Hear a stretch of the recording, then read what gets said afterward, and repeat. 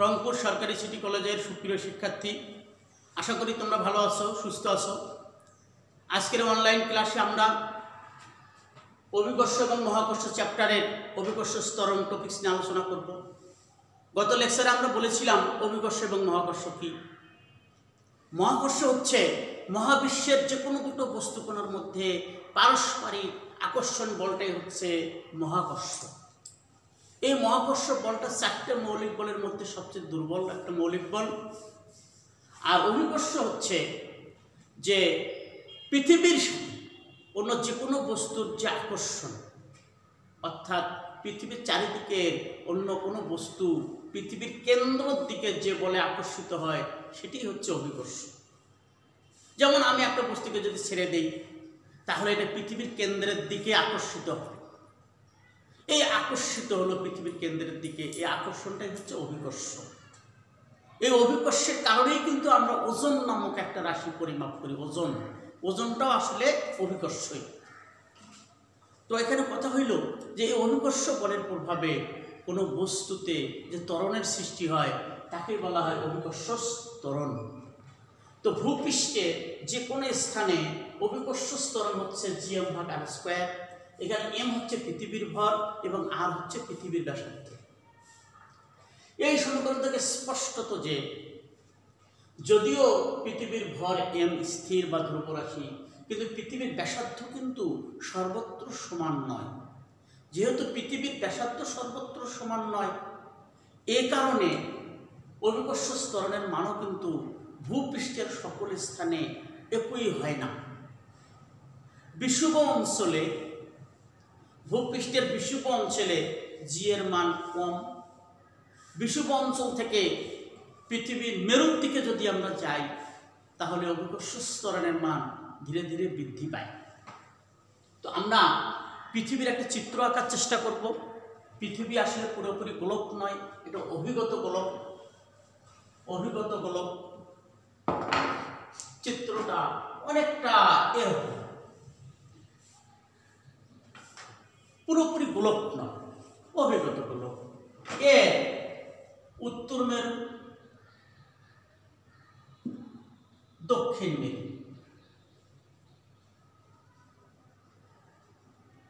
আর পূর্ব পশ্চিম।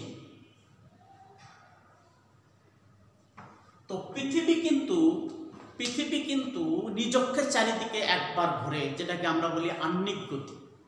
এখানে পৃথিবীর নিজ অক্ষ বলতে আসলে কোনটাকে বোঝানো হয়েছে? এই যে পৃথিবীর উত্তর মেরু, দক্ষিণ মেরু, এই উত্তর দক্ষিণ বরাবর কাল্পনিক এই রেখাটাকে বলা হয় পৃথিবীর নিজ অক্ষ। পৃথিবী কি করে? এই নিজ অক্ষের চারিদিকে চক্রাকারে ঘোরে। তার একটা পূর্ণ ঘূর্ণনের সময় লাগে 24 ঘন্টা, যেটাকে আমরা বলি আহ্নিক গতি। এই আহ্নিক গতির কারণে কিন্তু অভিকর্ষ ত্বরণের পরিবর্তন ঘটে, চেঞ্জ ঘটে। আমরা জানি যে এই বিষুব রেখা বা বিষুব অঞ্চল বরাবর আহ্নিক গতির প্রভাবটা কম। এই বিষুব অঞ্চল থেকে মেরু অঞ্চলের দিকে যদি যাওয়া হয় তাহলে আহ্নিক গতির প্রভাব কিন্তু বাড়তে থাকে।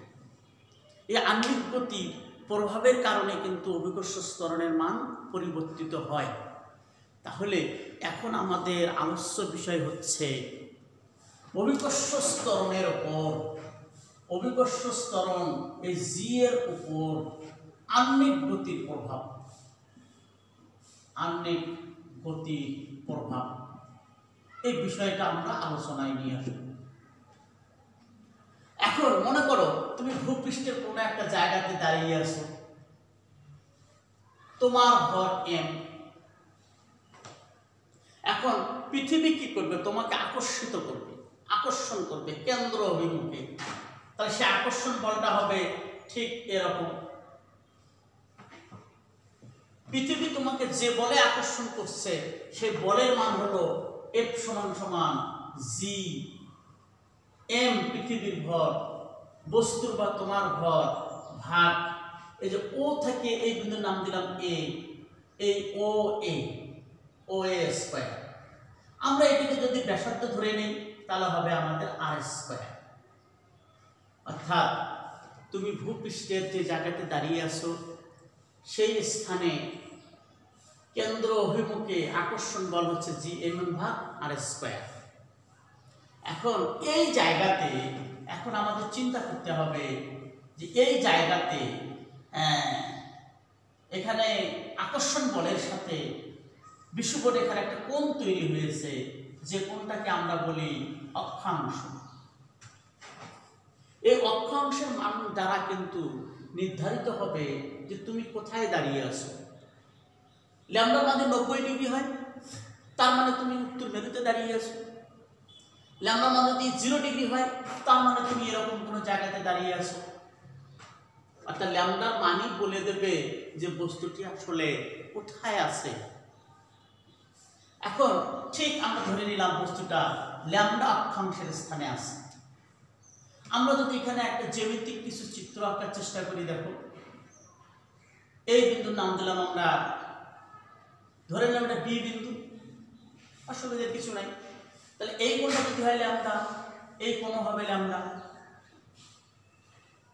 ল্যামডা হবে। এখন পৃথিবী যেহেতু নিজ অক্ষের চারিদিকে ঘুরছে, সুতরাং এখানে যে এম ভরের বস্তু আছে সেই বস্তুর উপরে কিন্তু একটা অপকেন্দ্র বল ক্রিয়া করবে, যে অপকেন্দ্র বলটা এম ভরের কোনো বস্তুকে সিটকে বাহিরের দিকে ফেলে দিতে চাই। সিম্পল একটা উদাহরণ দেওয়া যেতে পারে যে একটা বস্তুকে যদি আমরা এইভাবে ঘোরাতে থাকি, আমরা কেন্দ্রমুখী বল প্রয়োগ করে ঘোরাচ্ছি, কিন্তু ওই বস্তুর মধ্যে কিন্তু একটা বল ক্রিয়েট করবে, যে বলটার কারণে বস্তুটা বৃত্তাকার পথ থেকে বাইরের দিকে ছিটকে যেতে চাইবে। সেই বলটাকে বলা হয় অপকেন্দ্র বল। দেখবে যে সাইকেলের চাকা যখন ঘোরে, চাকায় লেগে থাকা কাদামাটি কিন্তু বাইরের দিকে ছিটকে যায়। তা সাইকেলের চাকায় লেগে থাকা কাদামাটি বাইরের দিকে ছিটকে যাচ্ছে কোন বলের কারণে? অপকেন্দ্র বলের কারণে। তদ্রূপ পৃথিবী যখন নিজ অক্ষের চারিদিকে ঘোরে, তখন ভূপৃষ্ঠে থাকা বস্তুগুলো কিন্তু বাইরের দিকে ছিটকে যেতে চায়, বা অপকেন্দ্র বল ভূপৃষ্ঠে থাকা বস্তুকে বাইরের দিকে ছিটকে ফেলে দিতে চায়, কিন্তু পারে না অভিকর্ষ বলের কারণে। কিন্তু অপকেন্দ্র বল তো আছে। তাহলে বাবা সোজা কথা, আমি ভূপৃষ্ঠে যে জায়গায় দাঁড়িয়ে আছি, আমার উপরে দুইটা বল ক্রিয়া করছে। একটা হলো অভিকর্ষ বল, যে বলটা আমাকে পৃথিবীর কেন্দ্রের দিকে টানছে, যেটাকে আমি বলি ওজন। আর একটা বল আহ্নিক গতির কারণে সৃষ্ট আর একটা বল, যেটাকে বলতেছি অপকেন্দ্র বল। এই বলটা কিন্তু আমাকে ভূপৃষ্ঠ থেকে ছিটকে ফেলে দিতে চাচ্ছে। এই অপকেন্দ্র বলটা দুর্বল, এর চেয়ে অভিকর্ষ বলটা অনেক স্ট্রং। এই কারণে আমি ছিটকে পড়ছি না, আমি কেন্দ্র বরাবরই আকর্ষিত হচ্ছি। তাহলে ঠিক এখানে এম ভরের যে বস্তু আছে, এর ওপর দুটো বল ক্রিয়াশীল, একটা অপকেন্দ্র বল আর একটা অভিকর্ষ বল। অভিকর্ষ বলের আমরা দিক চিহ্নিত করেছি এবং মান লিখেছি।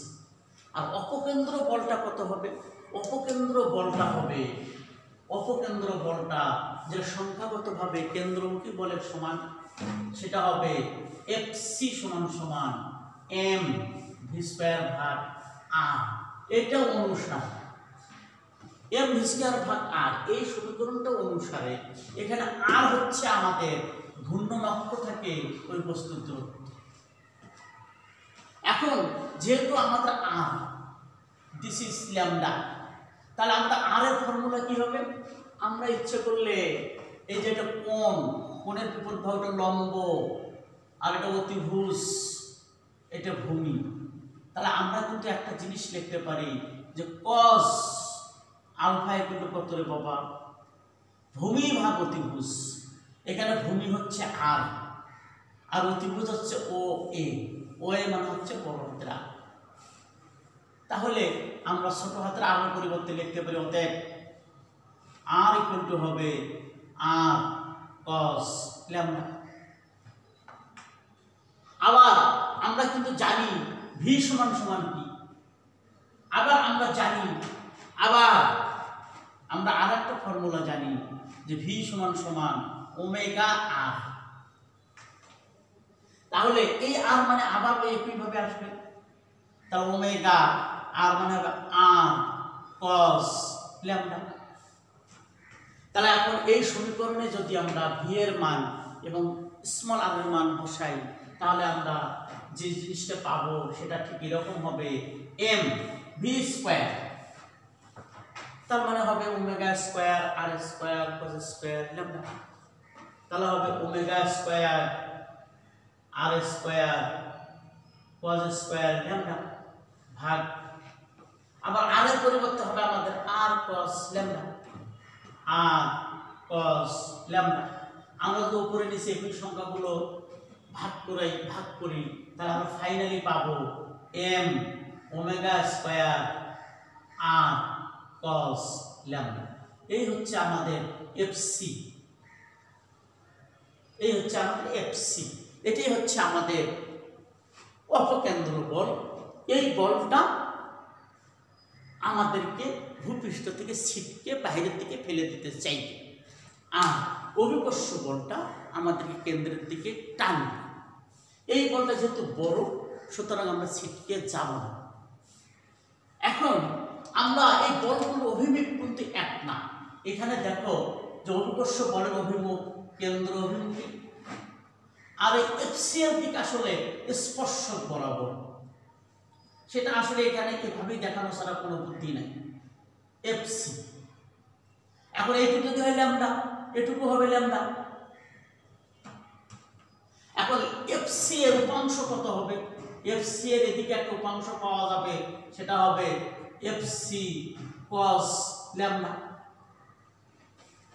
তাহলে আমরা এক কথায় যদি আসি, তাহলে আমাদের উপরে একই সরলরেখা বরাবর দুটো বল, একটা হচ্ছে এফ আর অপকেন্দ্র বলের একটা উপাংশ হচ্ছে এফসি কস ল্যামডা।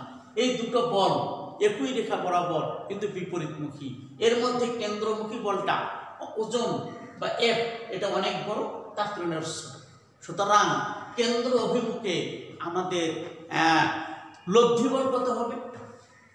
তাহলে কেন্দ্র অভিমুখে আমাদের লব্ধি বল হবে, কেন্দ্র অভিমুখে আমাদের লব্ধি বল হবে ল্যামডা স্থানে, ল্যামডা অক্ষাংশের স্থানে লব্ধি বল হবে আমাদের মূল বল, মূল অভিকর্ষ বল মাইনাস অপকেন্দ্র বলের উপাংশ এফসি কস ল্যামডা। তাহলে এফ এর মান আমরা জানি কত পেয়েছিলাম, জি এম এম ভাগ আর মাইনাস আমাদের এফসি হলো এম ওমেগা স্কয়ার আর কস ল্যামডা, তার সাথে কস ল্যামডা একটা গুণ হবে। সুতরাং আমাদের দাঁড়াবে এম ওমেগা স্কয়ার আর কস স্কয়ার ল্যামডা। এটুকুই হচ্ছে ল্যামডা অক্ষাংশের স্থানে এম ভরের কোনো বস্তুর ওপর ক্রিয়াশীল সঠিক বল বা লব্ধি বল বা প্রকৃত বল।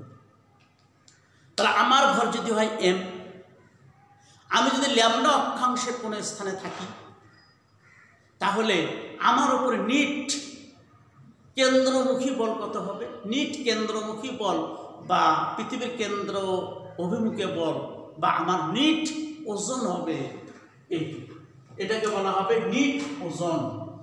আমার নিট ওজন, নিট ওজন,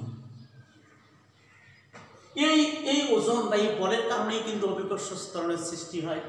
সুতরাং আমরা এফ ল্যামডার পরিবর্তে লিখতে পারবো এম জি ল্যামডা। সেক্ষেত্রে আমাদের দাঁড়াবে জি এম এম ভাগ আর, এখানে আসলে আর স্কোয়ার ছিল, R square minus M omega square R cos square lambda. আমাদের উভয় পক্ষ থেকে এমটাকে রিমুভ করে দেই, তাহলে আমাদের দাঁড়াবে জি ল্যামডা সমান সমান জি এম ভাগ আর square minus omega square R cos square lambda. এটাই হচ্ছে আমাদের নিট অভিকর্ষ ত্বরণ। এই সমীকরণগুলোকে আমরা এড়িয়ে যাই, কিন্তু এড়িয়ে যাওয়ার কোনো সুযোগ নেই। তাহলে ভূপৃষ্ঠের যে কোনো স্থানে অভিকর্ষ ত্বরণের অরিজিনাল ফর্মুলা হচ্ছে এইটা, কারণ এখানে অক্ষাংশ উল্লেখ আছে এবং এই সমীকরণে আহ্নিক গতিকে বিবেচনায় নেওয়া হয়েছে।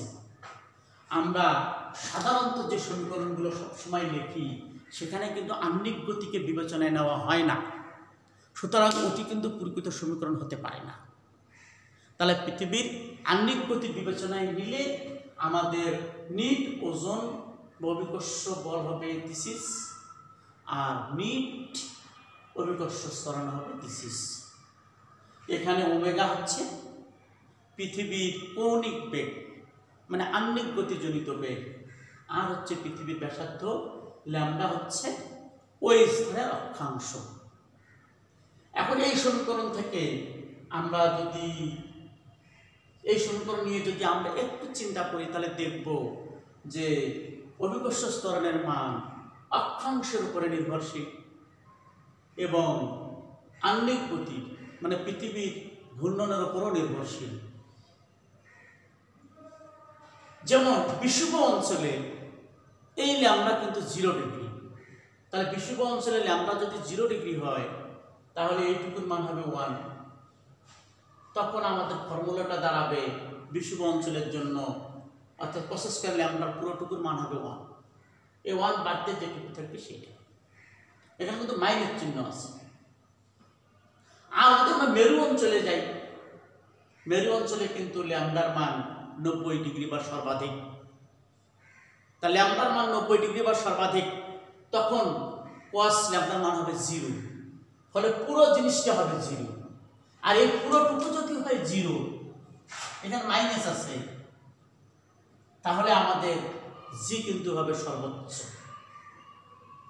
এই কারণে মেরু অঞ্চলে অভিকর্ষ ত্বরণের মান সর্বোচ্চ। আমরা মাঝে মাঝে প্রশ্ন করি যে মেরু অঞ্চলে অভিকর্ষ ত্বরণ সর্বোচ্চ কেন? তোমরা উত্তর দাও যে মেরু অঞ্চলে ব্যাসার্ধ কম। কথাটা সঠিক হলো না, উত্তরটাও যথার্থ হলো না। তাহলে মেরু অঞ্চলে অভিকর্ষ ত্বরণ বেশি, তার ব্যাখ্যা দিতে হবে এই সমীকরণ থেকে। এই সময় লেখার পর বলতে হবে যে এই সমীকরণ থেকে স্পষ্টত যে অভিকর্ষ ত্বরণের মান অক্ষাংশ এবং আহ্নিক গতির উপরে নির্ভরশীল।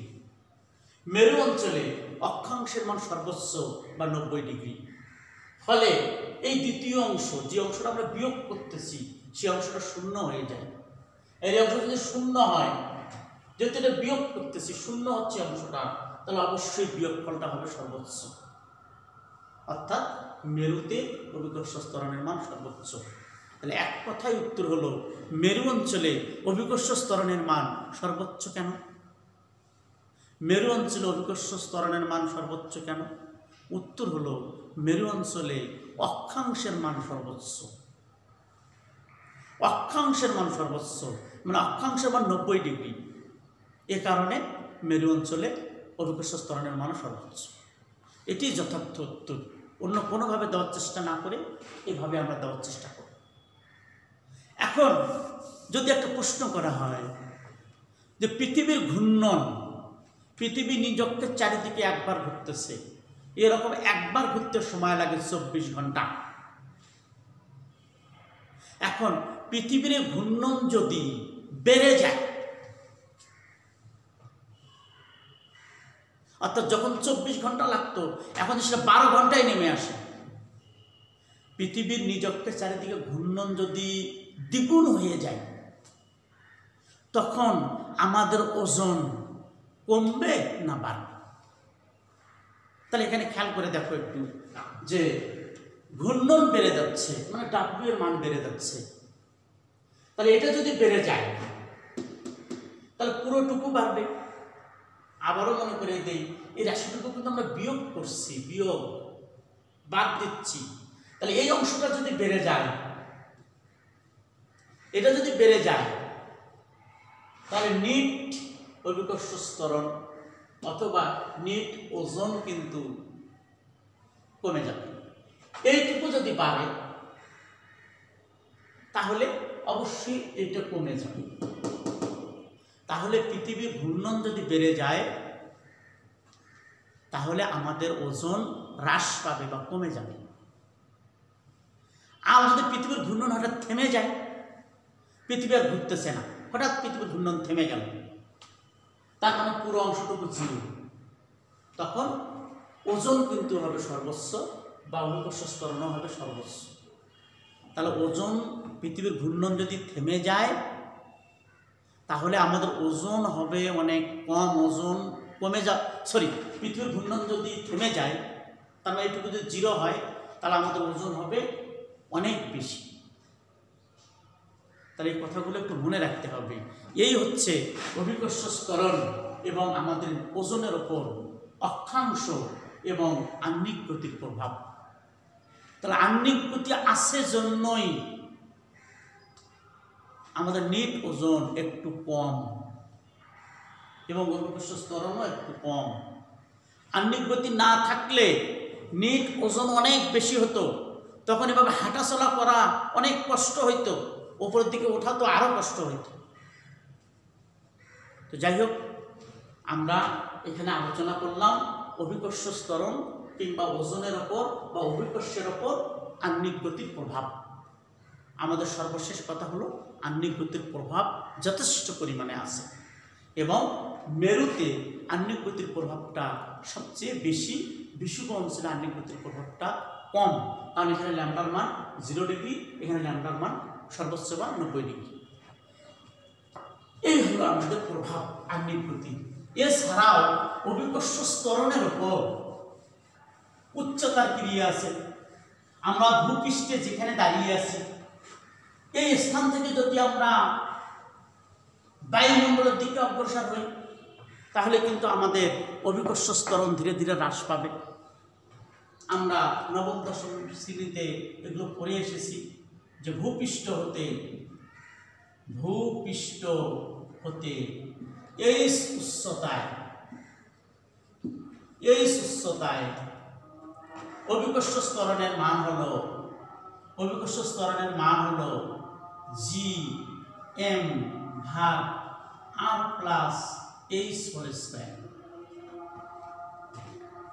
আমরা জানি যে G সমান ভূপৃষ্ঠে Gm/r², এটা আমরা জানি। যদি আমরা আবার গুণ করি তাহলে আমরা পাবো Gm সমান gr²। যদি আমরা এই Gm এর পরিবর্তে এই রাশিটা বসানোর চেষ্টা করি তার পরবর্তী লাইনে আমরা পেয়ে যাব gr² r+h² g প্রাইম। আমরা অনেক অঙ্কে কিন্তু এই সমীকরণটা ব্যবহার করি। এটি হচ্ছে ভূপৃষ্ঠ হতে এই উচ্চতার কোন স্থানে। আমরা এই সমীকরণটাই সবসময় ব্যবহার করার চেষ্টা করি। এটা অনেকটা সিম্পল সমীকরণ। তো এখন যদি আমরা সমীকরণটাকে সিম্পল করি এবং দ্বিঘাত সমীকরণ হিসাবে গণ্য করে আমরা দ্বিপদী উপপাদ্যের সাহায্যে যদি এটাকে বিস্তৃত করি এবং আমার এইচ এর মান যদি কন্ডিশন অ্যাপ্লাই করতেছি, আমি এইচ যদি লেস দেন আর হয়, মানে এইচ এর মান যদি পৃথিবীর ব্যাসার্ধের তুলনায় খুব কম হয়, এখানে বলে রাখা ভালো যে আসলে ডাবল চিহ্নটা কিন্তু ম্যাথমেটিক্যালি গ্রহণযোগ্য নয়। তারপরও খুব ক্ষুদ্র বোঝাতে আমরা এই চিহ্নটা ব্যবহার করে থাকি।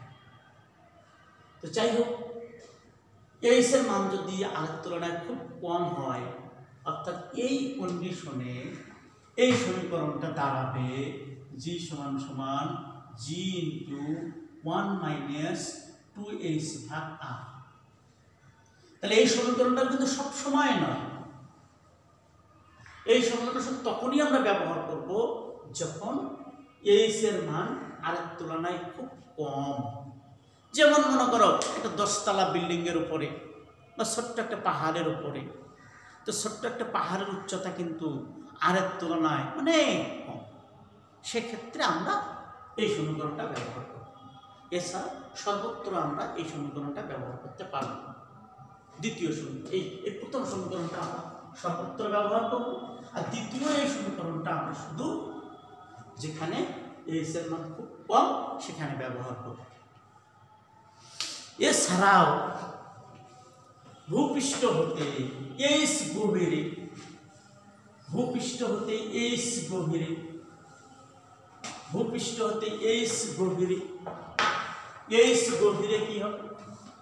ভূপৃষ্ঠ হতে এইচ গভীরে, গভীরে আমাদের জি এর মান হবে জি ইন্টু 1 মাইনাস এইচ ভাগ আর। তাহলে এটা যদি আমরা 3 নং সমীকরণ দিয়ে রাখি, আর এর আগে যে আমাদের 1 এবং 2 নং সমীকরণ ছিল, তাহলে 1 নং 2 নং কিংবা 3 নং সমীকরণ থেকে স্পষ্টত যে ভূপৃষ্ঠ থেকে উপরে কিংবা গভীরে যেখানেই যাওয়া হোক না কেন অভিকর্ষ ত্বরণের মান ধীরে ধীরে হ্রাস পায়। সুপ্রিয় শিক্ষার্থী, আজকে আমরা এখানেই শেষ করছি। পরবর্তী ক্লাসে আমরা এই বিষয়গুলো নিয়ে আরো বিস্তারিত আলোচনা করব। সে পর্যন্ত তোমরা সবাই ভালো থাকো, সুস্থ থাকো।